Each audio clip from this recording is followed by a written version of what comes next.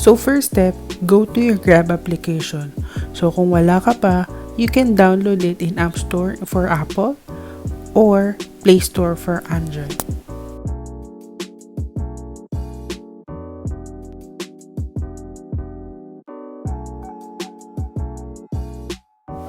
Once you have opened already your Grab application, so click on Bills, and once you click it, you will see there the list of billers. So for today, we're going to click on Manila Water and Meralco.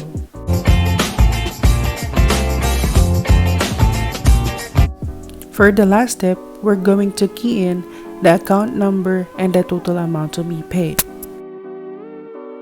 Please take note that the amount to be inputted is the current amount stated in your bill.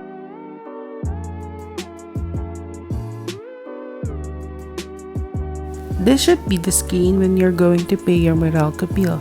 So first, you need to input the 26-digit number of your Meralco reference number.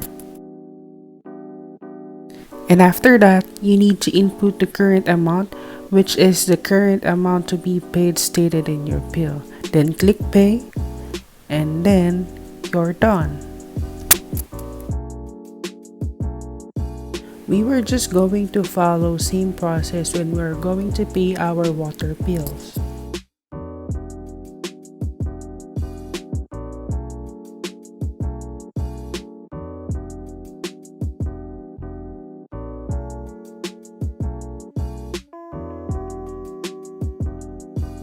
This is the screen when we're going to pay our water bills.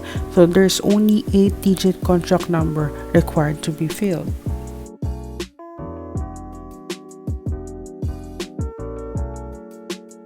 The amount to be inputted here should be the current amount to be paid stated in your bill.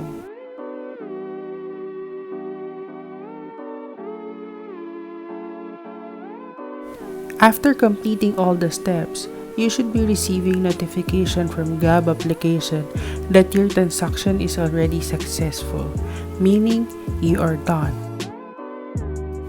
Thank you for watching this video. I hope this helps you. Bye. Take care.